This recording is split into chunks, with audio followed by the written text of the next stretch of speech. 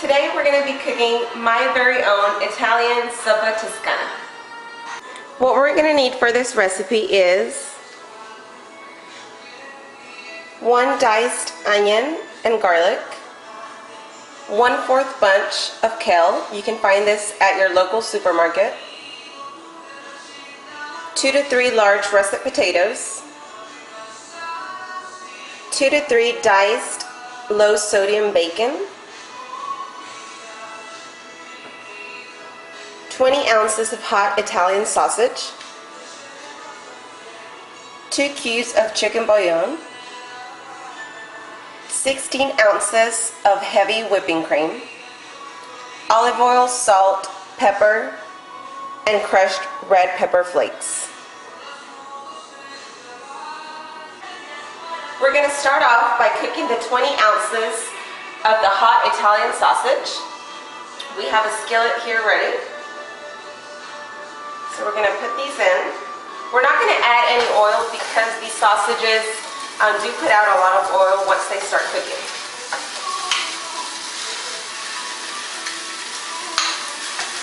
And you want to cook them very well. Make sure that they don't stick to the pan and that they don't burn. But we want to cook them just until they get this reddish, brownish kind of color. And once we're done cooking this, we have a plate right here ready with a napkin where we're going to be draining that excess oil. Our sausages are cooking now very nicely. And as you can tell, I have cut them up with the same spatula that I'm flipping them, just to a size big enough that you can taste in the soup, just depending on how big you want the pieces, how small you're going to cut them. I like to taste them, so I leave them of medium size. And while they're cooking, we're going to take the crushed red pepper and we're going to sprinkle it over it. You can add as much as you would like. We like it spicy around here, so we're going to add plenty.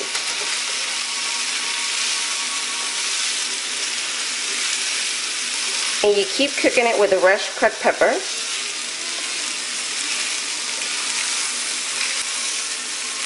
Until it's done.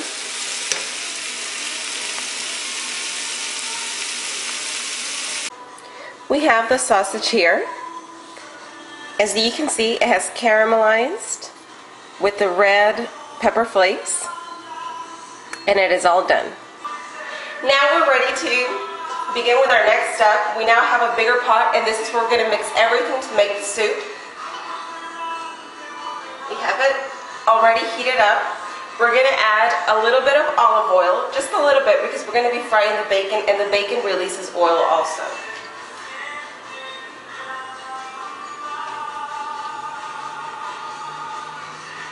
We're going to move it around so that the olive oil spreads out evenly. We're going to get the bacon and start frying it first.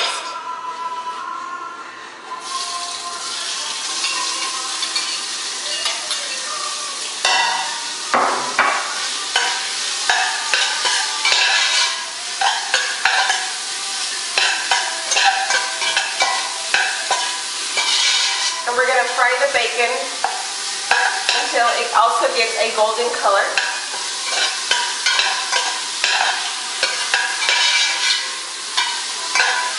And then we're going to add the onions and garlic and mix it all together. The bacon, onions, and garlic have cooked together. And now we are going to add enough water to make the soup. You're going to add approximately 10 to 12 cups of water, which is what fits in this pot. But just depending on how much soup you want to make is how much water you will add. We have added the 12 cups of water to the pot, and immediately after you add the water, you can add the 2 chopped up russet potatoes that we had.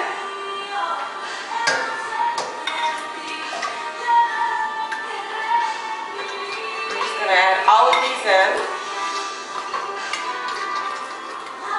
and we're going to let it come to a boil. until the potatoes are almost cooked, and then we'll be adding the kale, the heavy whipping cream, and the hot Italian sausage. Our potatoes have been cooking with the lid covering them for about 45 minutes now. So what we're going to do now, we're going to uncover this, and just in a cup we're going to get a little bit of the boiling water, add it here, and we're going to get our 2 cubes of chicken bouillon. We're going to add it to the cup,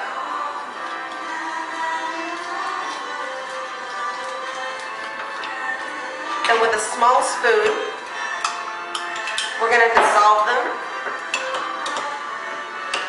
And it's very important that we wait until the water has boiled to do this step, because we need the water to be very, very hot. That way it can dissolve the cubes quicker. I'm just going to mix them in there. Make sure that we don't have any clumps left.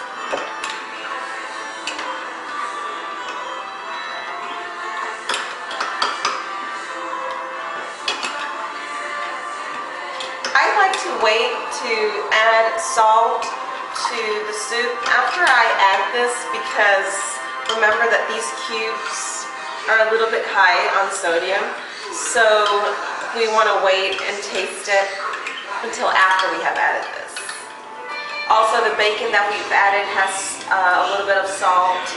The sausage that we're going to add also has some salt, and we don't want our soup to be too salty.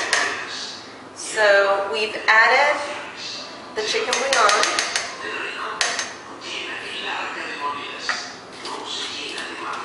and what we're going to do now, we are going to add our heavy whipping cream. 16 ounces of heavy whipping cream.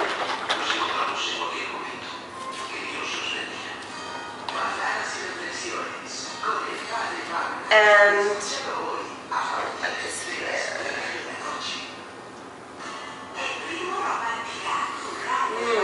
Starting to smell good already.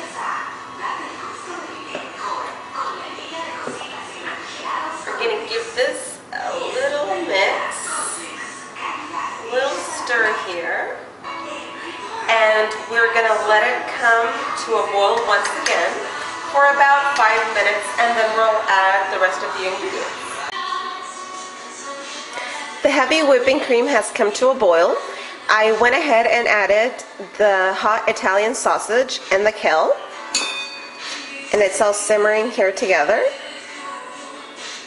It's all there.